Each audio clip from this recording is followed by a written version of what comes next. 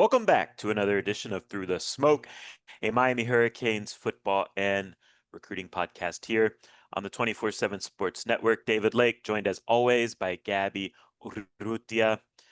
Gabby, this podcast, I want to take a deep breath and I kind of want to do a big picture thoughts on where things are at with the program rather than get in the weeds of like what happened against SMU and where does Miami need to go from here, et cetera. I think we've kind of covered, honestly, like this season, you know, where maybe Miami can improve some and maybe find some explosiveness on offense. Maybe they can't this year. I don't know. And then also, of course, the penalties were killer. The ref decisions at times were killer, and the inability to catch the football at times was killer as well against SMU. So that's kind of just the SMU stuff.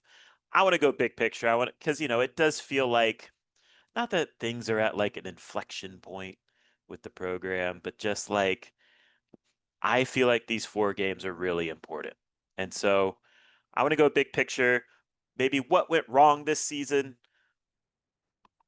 Also, I think it's fair to recognize like what Mario Cristobal has done right since taking over in 2022 because yes, I think both things are true, right? Where things are at right now with this program is frustrating, but I do think he has pushed things forward significantly for this football program in a big time way, with the help of not only the university support but also donor support, etc. And just kind of have a free flowing conversation on all these things. But before we dive into this podcast in particular, want to highlight two of our sponsors. Canes Connection. Look, I get it. It's frustrating. Miami 6-2, dropped their second ACC game of the season, but the fan base, the supporters of Canes Connection can't let go of this rope. It's, important to trust this roster building process. You have to invest in the modern college football era. The fan base, the supporters of Mario Cristobal have been more than generous with how they have supported everything to this point. And I think in this podcast, we're going to outline some concerns, some areas that need to be tweaked or maybe improved. But I hope, Gabby, at the end of this podcast, we kind of can talk about too, like how, you know, however the rest of this regular season goes, whether it's 10-2 or 9-3, um, I think things are still kind of right there. And it's just about getting over that little hump. It's about, Mario Cristobal said, going from good to great. Yes, that's kind of a cliche, but I think there's something to it because that last step in a lot of ways is the hardest step. Going from a team that, can win 9 or 10 games in one year to a team that can consistently win 10 games and hopefully eventually break through and get to the college football playoff in this modern era. So, anyways, that's a big rant for a ad spot at canesconnection.com. Go support those guys. Of course, go support our guy Nick Musarino at Musarino Law. Look, nobody's more disappointed than Nick, diehard fan. He knows what good football looks like, and right now Miami's not necessarily maximizing their potential for a lot of different reasons, but Nick Musarino will maximize your potential if you've been involved in any type of accident, personal injury, slip and fall, boating, trucking, Uber, Lyft, car accident. He's the guy that will maximize the return on what you deserve in those situations. And contact him at 561-960-9870 or visit his website at flinjury.law. All right, Gabby. So Miami's sitting at 6-2, right? Let me take a deep breath on that. Okay, 6-2. They've now lost two ACC games. And look, I think we can try and talk about like the 1% chance Miami gets to the ACC championship game or the 1% chance that Miami gets into the CFP. I personally don't have the stomach for like trafficking in that type of hope. That to me, that's silly. To me, where things are at, just go 10-2. Find a way to try and go 10-2. I think it's gonna be a tough road to do it. But you got, the program, the team has to show some fight, show they can handle adversity, show that the program in year 4, this is year 4 of Mario Cristobal, is still on an acceptable trajectory with what he's getting done here. And again, look, I think again, this program's in a much better spot than it was, in terms of like what Mario Cristobal inherited from top to bottom. The university has finally gone all in and supported football to the level that if you want to be a big time football school, you got to support it at that type of level. That happened because Mario Cristobal came to Miami. Look, I find it interesting, Gabby, and I get it. Like when you're in a season, you get in the weeds, your mind starts going to weird places, you see results at different spots, and you're like, well, why are they doing this? And Miami can't, uh, you know, beat ACC opponents. I find it interesting that, I see some talk out there that Manny Diaz and Duke, or, Manny Diaz is now doing a tremendous job, and oh, why did we push him away? And some people I think are misremembering how bad things were under his leadership here. But anyways, that's a tangent. Mario Cristobal, the university's investing. I do think like from a recruiting standpoint, he has elevated things, especially when you consider what recruiting and talent acquisition is in this era. Gabby, this is going down another tangent here. I don't know if we really want to get in the weeds on this, but I think recruiting now in the ACC is harder than it's ever been because you are fighting against narratives that, I think there's some truth to it, if we're being honest, that like real college football is played in the SEC and the Big Ten. Not only do they spend big in those conferences, but they do attract the best players.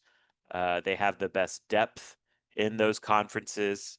And so I think that's a hard narrative for number one, Miami, and also just the ACC to recruit against. But even with all that, right, Miami has dominated the recruiting landscape in the ACC. Um, they've signed they're on a trajectory to sign the top class in the ACC for the 4th straight cycle, which the program has never done. Um, so again, this goes back to the frustration. They are establishing the talent gap against, relative to the rest of the ACC, but those results aren't necessarily showing on the field. And so that's where I want to go next. Like, what has gone wrong, in our opinion, with where things are at with the program? And really, the thing I want to start with, Gabby, is a point I feel like I've been hammering. Like I feel like I'm in a corner of a room and mumbling to myself, rocking back and forth, like just go 7-1 in the ACC. Just go 7-1 in the ACC. I pounded the table all offseason that the only thing that matters is going 7-1 in the ACC. In the season preview, right? I think you predicted 10-2. I think I predicted 10-2. Is that right? Do I have that right? Yeah, And I I think think, that might be right. and you know, I kind of laid it out like the type of 10-2 matters. I said you could go 3-1 in non-conference and then 7-1 in the ACC. You're most likely in Charlotte in that scenario, and you have a path to the college football playoff. I said even you could go 2-2 in non-conference and then run the table in the ACC. You're definitely in Charlotte then.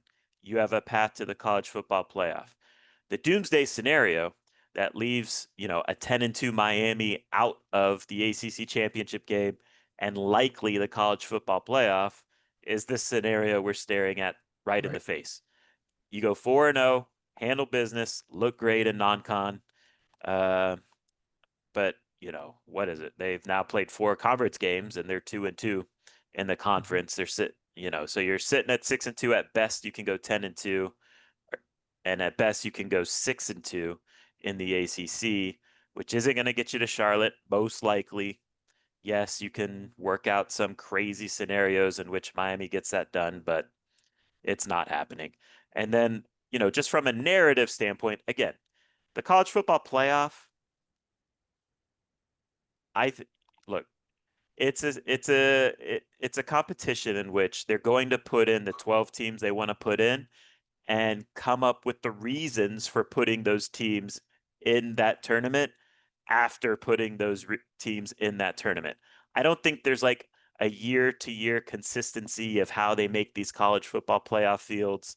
Look, I think Miami fans are clinging to, okay, if it comes down to a 10-2 Notre Dame and a 10-2 Miami, Miami's got to be in because the head to head. Maybe I'm being cynical. I don't think they're leaving a 10-2 Notre Dame out of the college football playoff. A No. 10-2 Notre Dame that would be ripping off 10 straight wins. Yes, it's fair to say who would Notre Dame have beat, but I just don't think that's the college football playoff is not leaving Notre Dame out of this thing. So, anyways, there's that's the number one thing. And look, honestly, Gabby, I don't have like an answer for how this ACC issue gets solved Mm. because it's like a systemic program issue that predates Mario Cristobal. Miami joined the ACC in 2004. They've gone 7-1 in this conference once. They got to Charlotte that year. Um, they haven't done it in any other year. And look, I think Mario Cristobal does a good job. Like if we're just uh, zooming in on the Mario Cristobal era and why it's not working in terms of handling business in the ACC. I think Gabby, they do like this staff, Mario Cristobal does a really good job of like getting the team ready for that first month of the season, for that premier non-conference game that Miami plays every year. They do a good job of having them ready. 2022, Texas A&M, Miami played really well. Honestly, like should have won that game. It just came down to like Miami kicking a ton of field goals Yeah. in the red zone instead Muffed of punt scoring a too, right? touchdown. Right. So, but that was his first year of Mario and whatever. 2023 they smoked Texas A&M. 2024 they smoked Florida. 2025, they beat Notre Dame, who was coming off a championship game appearance the previous year, and they beat Florida. Right. So they do a good job of getting them ready for the first month. But then it's like, whatever happens after that when it's time to go play AC. And I don't know if it's like, again, this might go back to the narrative thing of like the ACC having a reputation and a respect problem. Does the program not respect beating ACC teams every week?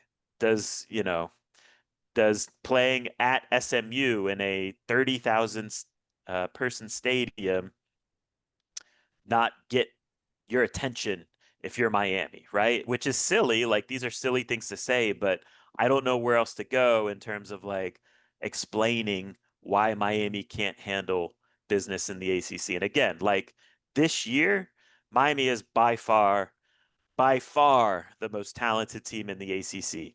Hmm. There is not one other ACC roster. There's not one other ACC coach in this conference that would not change rosters with Miami. Miami's roster is by far the best, and that's compounding every year in this transfer portal era because the ACC gets picked apart except for Miami, Clemson, Florida State. They get picked apart by the SEC and the Big Ten by their best players go to those conferences, and then the ACC has to go pick the best group of five players. Um, and so it's frustrating when you see like, yes, Miami is by far more talented as a team than Louisville, by far more talented as a team than SMU. They can go out and play a slug it out game against Notre Dame, win that game. Go play a slug it out game against Florida and win that game. But then when it comes to handling, you know, these ACC finesse type of teams, Miami plays tight, like they want to play a slug it out game, and that's a small margin of error, and they get popped. So that's a big rambling thing I just went into, Gabby, of like handling business in the ACC. It's frustrating to me. I don't know if there's anything you can add to that, but like to me, this is an issue that Coach Cristobal, really needs to examine this offseason, figure out maybe it's just style of play, maybe it's approach. I have some thoughts on this later on, but I want to give you the floor on like, is there anything that stands out to you about like what's not going right? What's going wrong? You don't have to even talk about this ACC thing because that's frustrating, but it does like, you know, when you're in a lesser conference, you have to handle business in your conference, and Miami just over and over and over again can't get that done. I think that's just the baseline problem for me is just at this point, there's no excuse not to be the premier ACC team. It's obvious to anyone who watches Miami play that this roster is super, super talented. You watch the game on Saturday, and to me, I'm watching that game just I think Miami's 2 or 3 scores better than SMU. Like I think that Miami's a way better team than SMU. Watching the Louisville game, I thought that Louisville game was tough, but still, I still feel like Miami was, a much better team than Louisville, and they had certain players and all that stuff. But I feel like the SMU one is especially frustrating to me because to me, I don't know. I felt like Miami made that game like kept that game was close and it didn't have to be that game did not have to be close. So Yep. for me, a lot of it comes down to the approach. I mean, if we're gonna talk, we can talk about it later whenever you want to get to it, David. But for me, a lot of it comes to just like, what's the mentality going into these games? Like, why is like there should be more of a kind of like killer instinct in these games. I think that there should be more of an aggressive approach where it's just it feels like we're making all of these games kind of methodical and slow and all these different Yeah. things. And like, why can't my like why like I feel like in the ACC there needs to be a hey, we're the big dog here, and we're gonna do it. And obviously, Open it up. yeah, there's an execution issue. I think there's definitely an execution issue where players are making mistakes, and there's only so much you can do to control a player catching a ball or anything else that comes. The player's got to play at the end of the day. But I feel like to me, Miami's not going out into these games and playing like they're like the big dog here. And at this point, I think that this roster is too talented. And look, you need to keep recruiting at this level. Miami will continue to recruit at this level. And the ACC issue is probably, I think it's going to be an issue. It's definitely an issue for Miami, but it's a bigger issue for everyone else not named Miami in the ACC because Miami is a unique program where Miami's one of two premier talent acquisition programs that aren't in the SEC or the Big Ten, right? Like Notre Dame and Miami are the two teams without an SEC or a Big Ten logo at this point that can still Yeah. go recruit with any of those programs. And you're not going to win all of them because of that, but you're going to get more than your fair share of elite prospects and talents because of the way that you approach this process. So Miami has a huge gap on the rest of the conference. It's getting even wider because Clemson is declining. So Clemson is now Yeah. declining from a recruiting standpoint. They're declining on the field. You're out recruiting Clemson, who was the only program that was really recruiting relatively close to you. Florida State's in that tier two, but they're also kind of a disaster as far as just like the on-field results. So like theoretically, the gap should never it shouldn't be like it's only going to get wider and wider and wider in Miami's favor. But the results against these teams on the actual field, it's not playing out that way. So that's where my frustration comes in. Is just Miami's too talented for these games to even be for them to even be in these types of situations. And so, look, I don't know. Like, I want Miami to succeed. I think there are a lot of great guys in the building, and I'm not an X's and O's guy, and I'm not going to sit here criticizing the coaching or whatever the play. Like, I don't know what's going on. And look, I thought Shannon Dawson was pretty open and honest and transparent about his approach and his mentality, and I listened to him talk, and I think you know what I can respect the general approach and the decision making process. And I feel like in some ways this program needs to make a decision about who are you going to be? Like, are you going to kind of keep doing this thing? 100%. Like, are you going to keep being this program? Are you going to keep this mentality, this approach where it's your kind of identity, or are you going to kind of adapt? Like, I feel like I don't know. To me, David, maybe this is me overthinking it.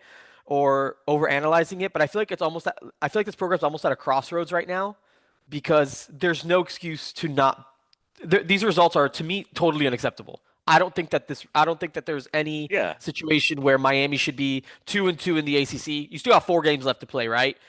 And like theoretically, there are some trip up spots. You got to play NC State, who's Of playing some good course. football. You're going to have a quarterback who is from here, who's going to want to beat Miami very much. So that's on the table. You have to go to Pitt, who's playing really good football. You have to go to Virginia Tech, who's like, they're at least playing and trying hard. You know, I think that it's inexcusable to I be think in this Miami's spot. trying hard. You're not saying that, are you? No, no, I'm not saying that they're not trying hard. I'm saying that there needs to be So, a point where okay. it's just like there's got to be an adapt. They got to adapt and figure out just like the general approach to these games where it's like we are better than you.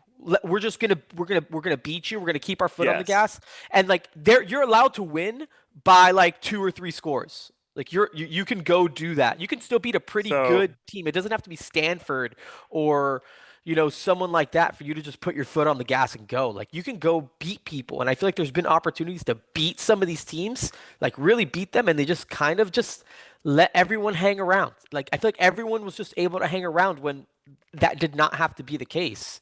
And that's what's frustrating to so me. you're hitting on a point that I think that I wanted to touch on too.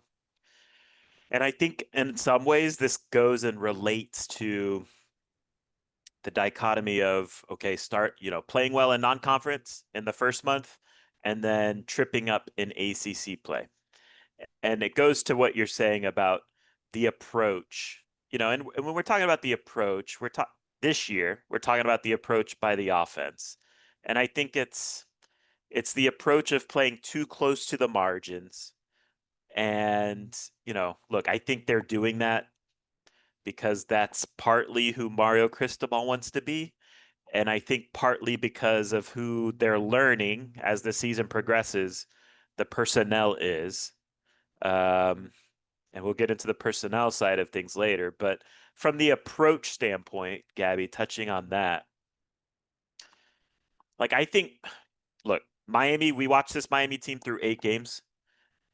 Who do they want to be? They want to be this year a ball control or game control complementary style of football team, right? They play to me in a style where they say, okay, we are going to be hard to beat rather than, hey, let's be a team that goes out and wins games. And Correct. look, I think I think in a game by game, when you look at each game separately, it's fine to have each approach. I think for early season games, like against a Notre Dame in a game one, I think it's totally fine. And probably you should have the approach of let's be hard to beat. Let's get this to the fourth quarter and try to win the game in the fourth quarter. Now, Miami had, the game won in the fourth quarter. And as you kind of alluded to earlier, Notre Dame came back and made that a game.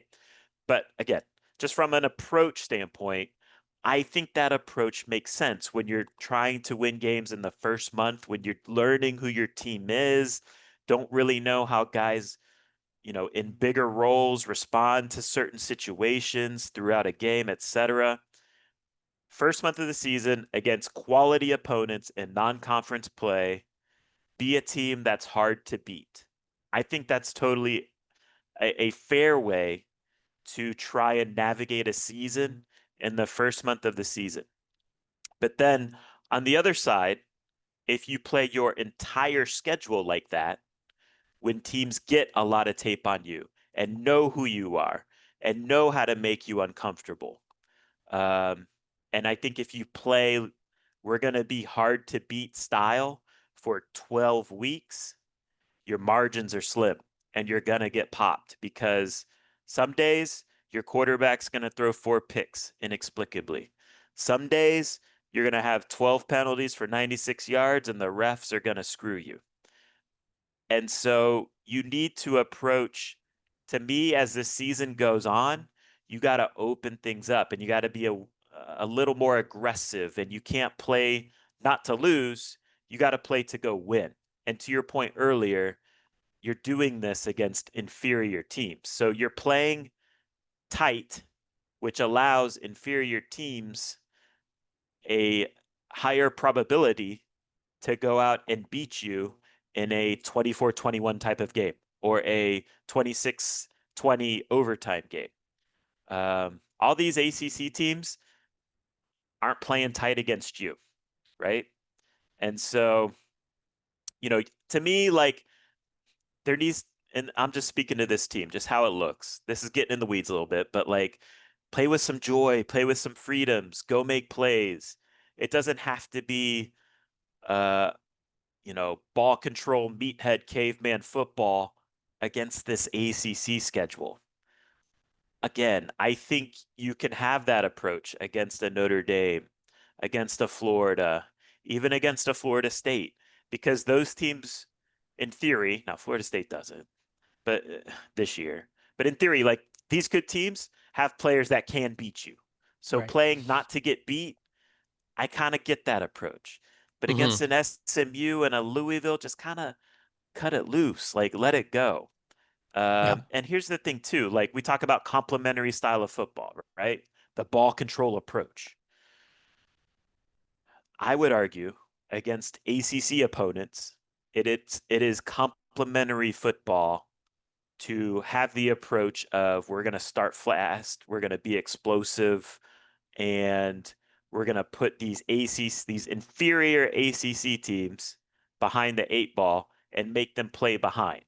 And Miami's the better line of scrimmage team against every ACC team.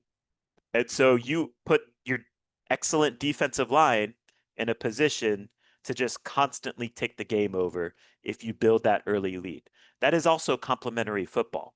Um, so that's kind of like, I feel like we've kind of only seen that style of complementary football in the second half against Clemson. Like Clemson, things started avalanching against them in the second half, and you really saw Miami's defense kind of play fast because they knew what was coming and take over a game. Now, Miami's offense didn't play well until that point. It took special teams, it took defensive turnovers to put points on the board.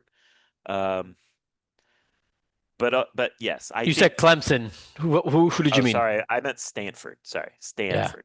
Same thing. This I'm just kidding. second half against Stanford. Um, so yeah, I mean that's me rambling, but No, like, what's frustrating about that is that Stanford is inferior to a different extreme. So why does it even come to that?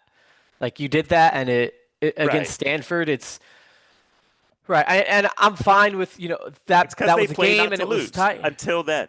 And Like the that's what's game it's flipped. frustrating. I just wish that, and I get all your points, and I agree. I do agree that against Notre Dame, against Florida, and that approach is probably why you won those games. Honestly, like I think that Yes, that's probably why you handled those situations in but you those don't need games. to play the ACC like No, that. and I just You feel don't. like with these ACC, no, and I feel like I don't get. And look, other side of the coin is Miami did get up 7-0 against SMU. Defense got a huge stop on the first SMU drive when they were over aggressive and you kind of put the pressure on them. Miami goes and scores that touchdown to go up 7. You get another stop, you get the ball back with a chance to drive and receiver drops the ball. So I'm Yeah, not there's a saying like, pick, and then there's a things drop got ball tight again. pick and then it got Yeah, tied again exactly, and it's just like I get that there's an execution portion to this too, and I'm not saying that yeah, Miami didn't try to put the pedal down and go and get it, but there's two sides of this. There's definitely the execution part, but there's also the part that feels like, and even when the game does get tightened up again, instead of saying like, hey, we kind of that was a self-inflicted situation, we still have the ability to go do whatever we need to do against this team.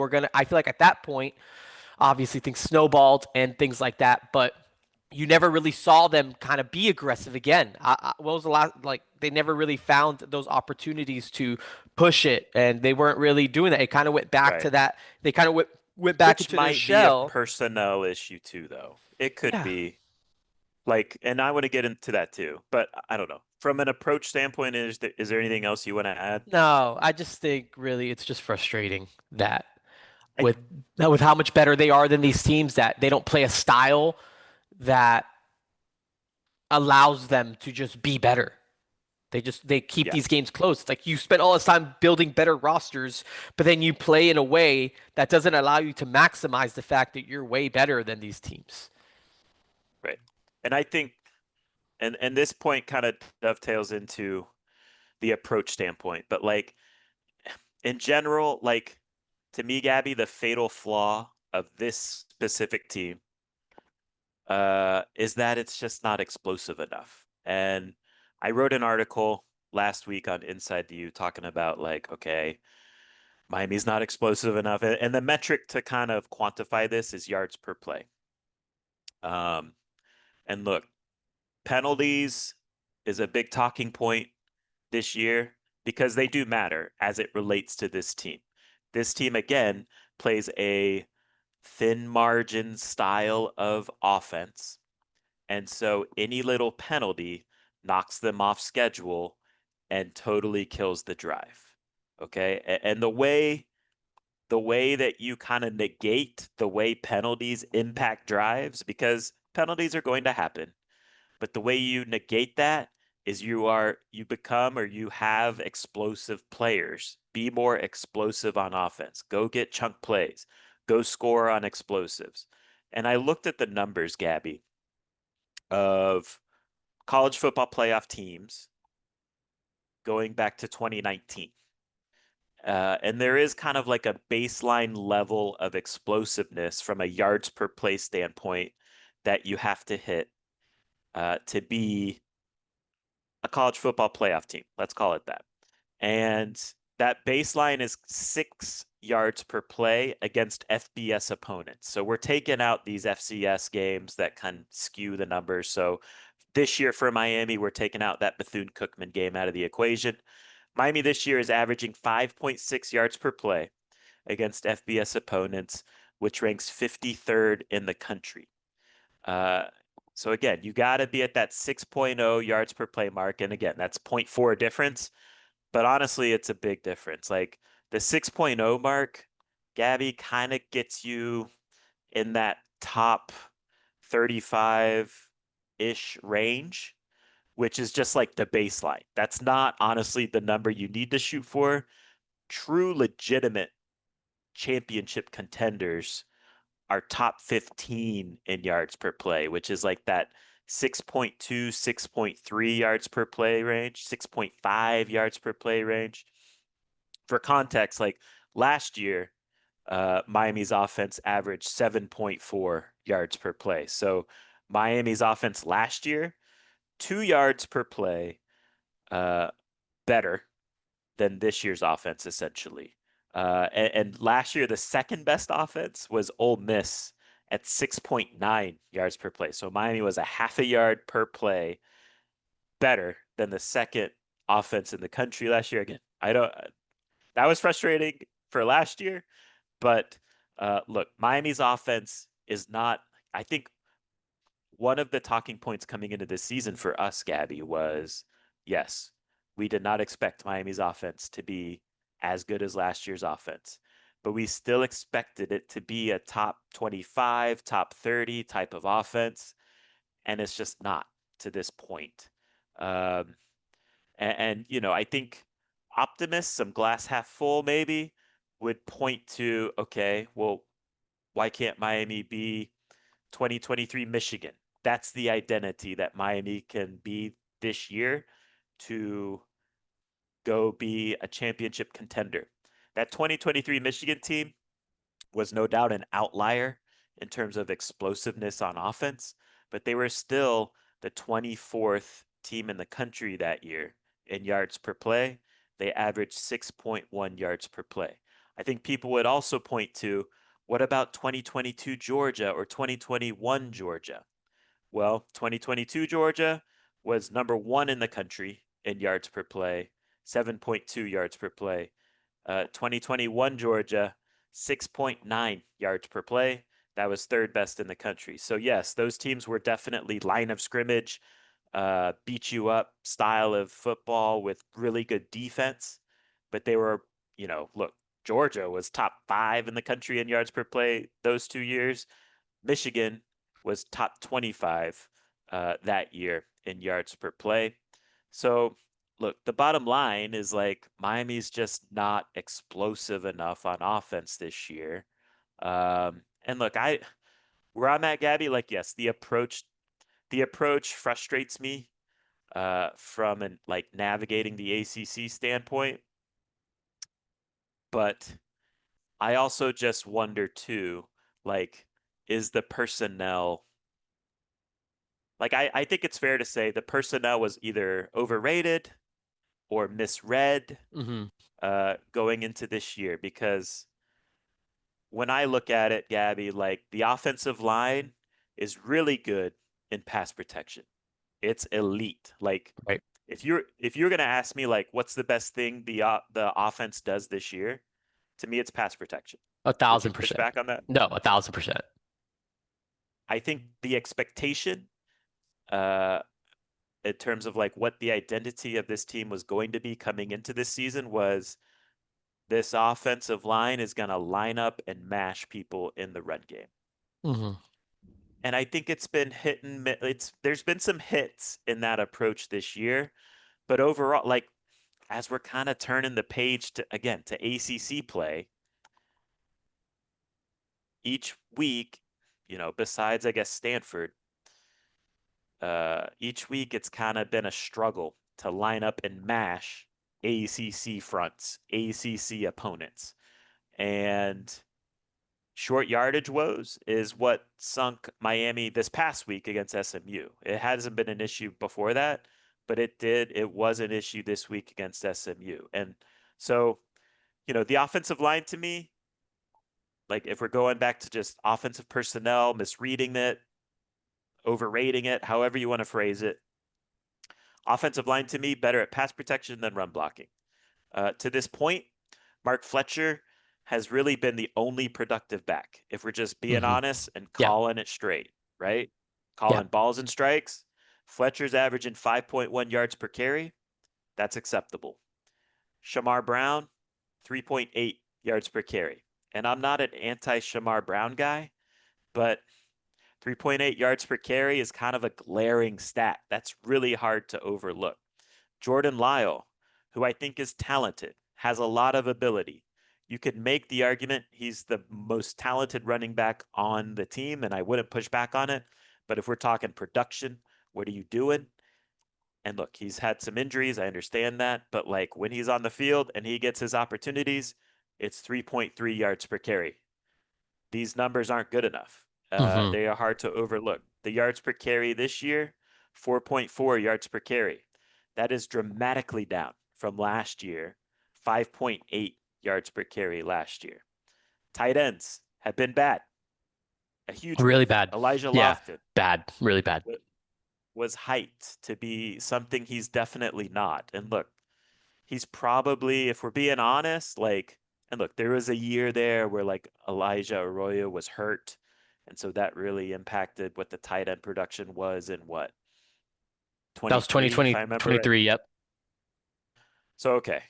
But like to me, like if we're talking about who's expected to be the tight end one for a season going into the season, this is the worst tight end one since I don't know, like Asante Cleveland and Chase Ford in 2010. Like it's a massive, massive miss. And if we're talking about what was expected to be with this offense from an identity standpoint, it's just not there with Elijah Lofton. And also like they're missing, you know, they're missing the blocking of Cam McCormick as it relates to like Alex Bauman. So Hmm. it's just not good enough there. The wide receivers, honestly, like going back to camp, maybe we got a little too optimistic after, the first 3 games or so on this wide receiver group. But the wide receivers, unfortunately, are kind of what we thought they were before fall camp. Besides like Malachi Tony, he's a total stud. Hmm. He is amazing. He's the best. He's by far the best playmaker on the offense. Um, but like CJ Daniels, he's solid. And the conversation was like, who's going to be the explosive downfield threat? And the hope was, okay, it's going to be JoJo Trader. And yes, he's had some bad luck with injuries and, whatever. Uh, And maybe he's going to get there now in these final four games, and that would be great to see. But the explosiveness of the offense from a downfield perspective is just not there. It's they don't have like a consistent downfield threat. And then Carson Beck, like honestly, Gabby, I'm having issues like trying to understand how I personally feel about Carson Beck because I don't think he's the problem. I don't think he's bad. But if you're playing a style that is within the margins, um, you're counting on your veteran quarterback who comes from Georgia to have the ability to go win you the game in the fourth quarter in some of these games, right? That's the expectation, I think, with how they're playing. And from the offense in general, fourth quarters haven't really been great in terms of just like putting teams away and going and winning games. Like Notre Dame came back, Florida State came back, USF was a blowout. Florida, Miami put Florida away in the fourth quarter. Carson wasn't like bad in the fourth quarter, but like that was kind of just the run game mashing Florida. Um, and then of course, LSU, sorry, Louisville and SMU, you're counting on your quarterback to go win you the game in a tight situation, and he throws a pick, uh, with, you know, essentially the game ending on a pick, a game ending on a pick that's like 5 yards past the line of scrimmage in each one of those games. And so, I'm kind of struggling. Like, he's not bad. Again, he's not the issue, but like, if you're playing thin margins and you Yeah. need your quarterback to go win you the game, can he be that guy? Yeah. Yeah. He's not Um, bad, but he's also not the guy, which I think he's is not, fair. I think that's where I'm at with Carson. It's just I don't think he's a bad quarterback. I also don't think he's not like all world gonna go win it for you. But I yeah. do think I really don't think he's a bad quarterback. And another thing I'm struggling with too, he's been, at Miami, again, you get phenomenal pass protection, elite pass protection. He's been kept clean on 85% of his dropbacks, which is the best in the country. That's an unreal number. That's like 7-on-7 type of stuff. Um, and he's doing okay, but like so he's completing 76% of his passes in these looks. That's fine. 8.4 yards per attempt in these looks. Eh. That to me, that's not explosive. That's got to be 10 plus. Um, and he's thrown 12 touchdowns. That's fine. But then he's also thrown 6 picks in these clean pockets. Hmm. And look, I understand they're not all his fault, right? Some of these are on the receiver, but 6 picks is 6 picks. And it's just hard to ignore the trend there because the picks were an issue at Georgia last year. Now they're starting to be an issue at Miami. And um, when you look at the championship level quarterbacks since 2020, these quarterbacks don't really throw picks, man. I went and looked last year, and I just looked at the championship game quarterbacks going back to 2020. Last year, Will Howard played in 16 games, threw 10 picks. Riley Leonard played in 16 games, 8 picks. J.J. McCarthy, 15 games, 4 picks. Michael Penix, 15 games, he threw 11 picks, but he led the country in 555 attempts. Stetson Bennett threw 7 picks in 15 games. Max Duggan, 8 interceptions in 15 games. Stetson Bennett the previous year, 7 interceptions in 14 games. Bryce Young, 7 interceptions in 15 games. Mac Jones, 4. Justin Fields, 6.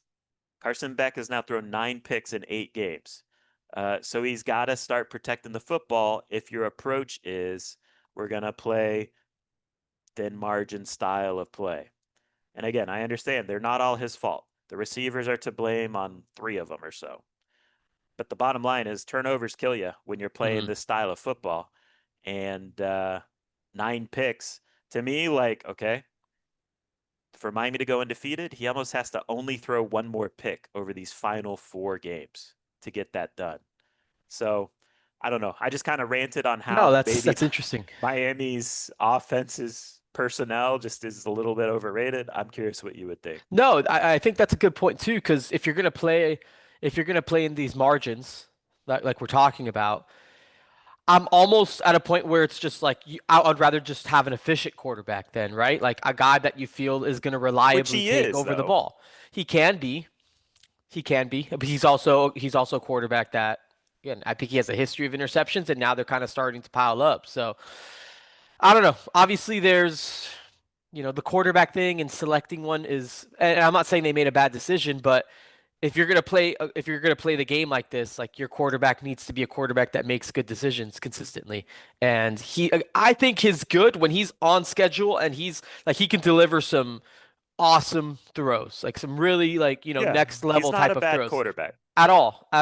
But this pairing of this approach with the tendency to turn the ball over in situations, not all his fault, but just the fact that it happens is interesting. I think the overall offensive personnel, I think you make some great points. So over the, I obviously do a lot in the talent acquisition space, right? So, you have a lot of conversations with people about what this roster needs. And I think over the past 2 seasons, which is when Miami's kind of started to take the hump, right? They get over the hump. They won 10 games last year, underperformed, underachieved. This year, could win 10 games, but regardless, still underperformed and, you know, under whatever. They're not underachieved relative to expectations and what this roster is. I think one common theme that I've heard with this offense goes back to last year, and I think Cam Ward is a different species of quarterback, especially at the college level. Correct. So I think that maybe it masks this issue, but in general, I think that this is an issue that Miami feels like it's lacking is just speed. I don't think they feel like Yes. this that they don't feel like this offense is fast enough. Like there's not enough Outside burners on receiver the and yes. running back. Right. Right. And well, I think 100%. running back, I'm not going to bail him out there because I think that that's by design. Because you see how they recruit the running back position, 100%. and But and I they think don't have speed, though. right they don't. But I think I don't know if they want speed. Like like to me that's on them to figure that out because you're recruiting power backs. And one point I was going to bring up when talking about the running backs, I can get to now. Like I'm curious if Gerard Pringle brings something different to the table at this point of the season. I think he's a fast running back who can actually kind of win. He can I think he can potentially win on the outside.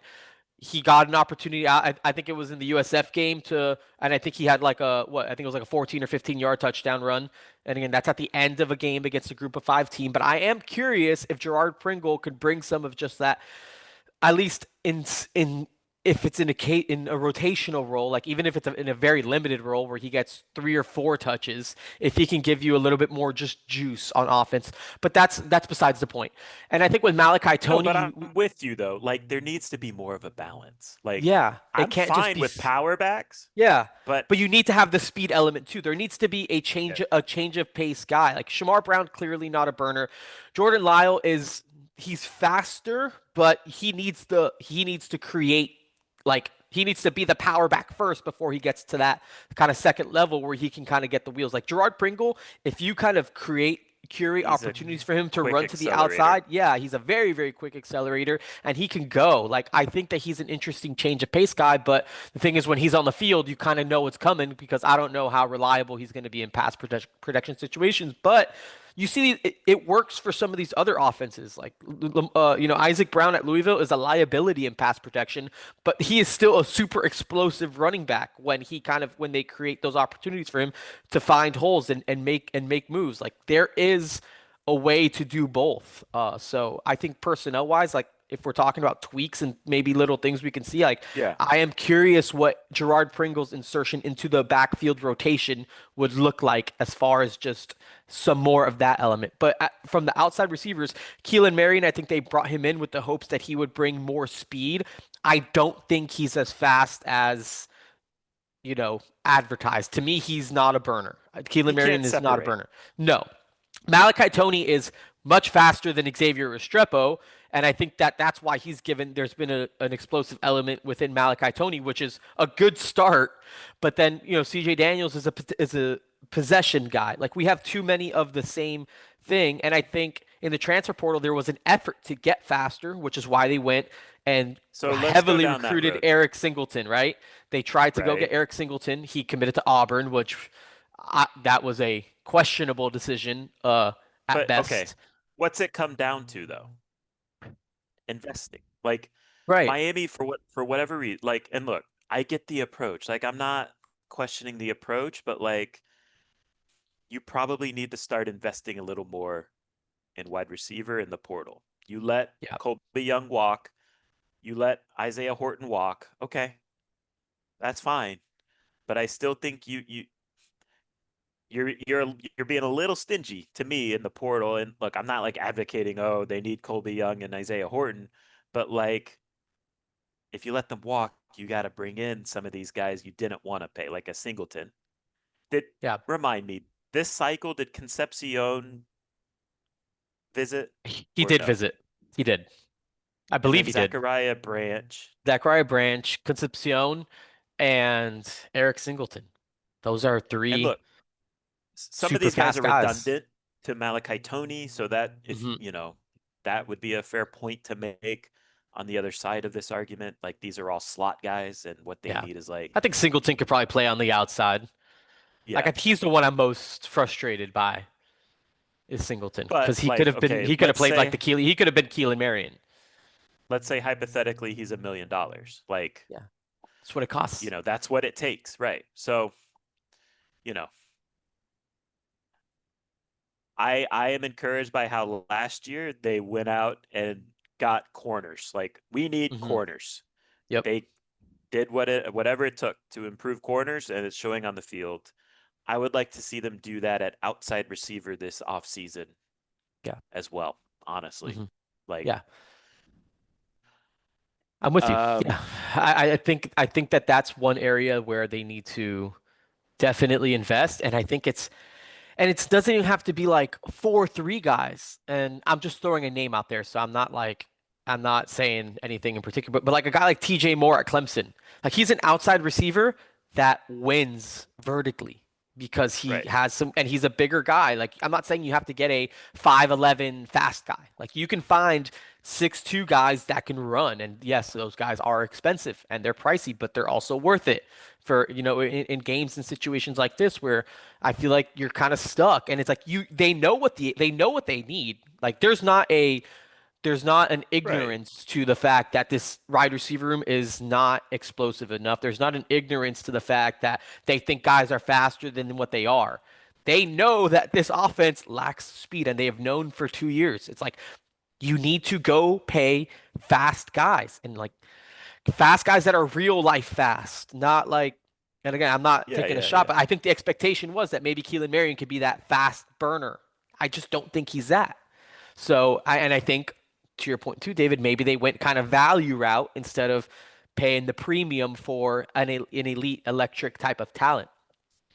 And Yeah. so, And I get it. Like there is a limited amount of resources in some ways. Like and there was a there's not huge a investment in the on secondary defense, on defense last year. defense in general. You just, And I'm it for just, that. it's, yeah, yeah, no, You and it got was to figure out necessary. It how was to very cut the pie necessary. though. Yeah. Yeah. And I think especially now that I think there's some long-term balance, there's obviously going to be positions where you have to pay more and you have to, throw more. But I think this year it's obviously got to be quarterback, which that's already kind of built in, right? But you need So let to me go into that. Let me go go into ahead. that. I'd like to see more mobility at quarterback and Yeah. not at the expense of throwing, right? Hmm. But to me, to navigate a season, going back to that point, you need to have a quarterback that can present that threat of extending plays or scrambling. Like, I don't think the quarterback needs to be like a designed run quarterback necessarily, but just a guy that, okay, look, sometimes your on schedule passing game, you're going to have a C minus on schedule passing game day. Someday on your schedule, that's going to happen. So you got to have a quarterback that can extend things, create a little bit, get things going. Also that's a big time threat in the red zone. Also in short yardage, having a quarterback that can pull it and consistently go get you the first down, that's an advantage. Um, Creates an like advantage in your Gabby, regular run game. Like I feel like correct, they have to account for numbers, and when correct. there's a So, threat to run the ball, I mean, it at least pulls another guy out of the equation. like, look, I think we kind of saw it this past weekend. Like, Carson Beck is a better thrower of the football, but like to win a college football game, would you? And I don't know where I land on this debate, but I think it's a debate, and I think that's telling in the fact that it's just a debate. Would you rather have Kevin Jennings or Carson Beck leading your offense? That's, which one of those quarterbacks would you rather Yeah, have? And look, like we talk about Brendan Sorsby, right? The Cincinnati quarterback. He had a rough performance this week yeah, against tough one, Utah, right? I was hyping him up to one of but my friends. but he brings that mix of like throws it and also is a run threat. CJ Bailey, to me, the NC State quarterback, he can scramble enough. Like he's kind of like the baseline of what you want as like a guy that can somewhat present that threat. He's certainly more mobile than like Carson Beck. Um, he's hurt right now, but like Sam Levitt, the Arizona State quarterback, presents that threat. Mhm. Lenora Sellers, like, does he throw it well enough? I don't know. That's a conversation, but he's certainly a run threat. Just in general, like guys who can, from a Miami, we're talking about this from a Miami standpoint. You're going to get elite pass protection at Miami. So that quarterback has to be able to produce in those situations, slice you up when you have that, when you're kept clean. But I think you also need that mobility element as well to, okay, sometimes your quarterback just needs to go make a play to go win a game.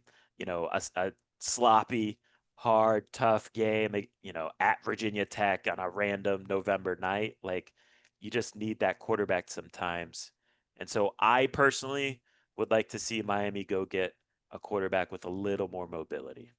I'm with you. I think that there's value to that, and it's hard, especially with these college quarterbacks. Like what you said, there's going to be days where they don't got their fastball. Like it's just not hitting. And you need to have some more another element to it. So I'm with you, man. It's frustrating because it feels like they get one side of at least over the past couple of years, it's like they get one side of the ball right and then the other side just declines. Like defense was generationally terrible last year with an all-world offense, and now it's like you got a defense that to me, David, I think is way good They're enough good. to win. I think they're good enough to win you any of these games. And I said it. If They're top 15 good, I yeah. think, Yeah, and like maybe even SMU better. scores 20 But points in regulation, like that's got to be good enough to win you a game in college football. Like I think the defense played good enough to win. And one of those was momentum swing play off of a touchdown. So like true points, I credit that defense with giving up 13 points, right? Like they played way good enough to yeah. win. But then you have this stuff on offense and it's like Let's get you out gotta of here find on a way this to get note. both. Like, I still think the roster's close. Like, Yeah. yes, they're gonna have to replace guys from this year's team, but I'm saying like next year. Like, I think if they have a good portal cycle, man, I think they're gonna be in a really good spot again. I think they're Would you always going agree to with be in a that? really good spot. No, of course. Yeah. I think this roster is good enough to be in a really good spot. Yeah, And yeah, that's what's yeah. frustrating. Like Miami has I think a part of where I'm frustrated too is just like Miami hasn't gone beat yet. Like it's not like Miami like honestly Yeah, they're losing these I games. would be more The other I would be team is less not beating them. upset. I would be less upset if I would be less upset if Miami got pounded and they lost by two touchdowns. I'd be like, you know what? These guys got beat. That sucks. You know what? They got Right. punched in the mouth. Oh well, it's like no, both these games were extremely winnable to the point where you had the ball with a chance to at least tie the game in one at the end of the game, and the other one went to overtime. Like, and you Yeah. were right there. Like the game had to go into extra time just to settle the score, like to settle a winner. So that's the part that's frustrating to me. It's like I feel like this team right now is good enough to Yes. be college football playoff potentially good. I think that this is a top like if you just say if every team in the country shows up on a Saturday and plays B plus football, Miami's a top 12 team in the country to me. And I don't know if that's a really stupid thing to say, but I think that this team is good. Like, I think this team is really good. And I think that this team is potentially good enough to be a college football playoff caliber team.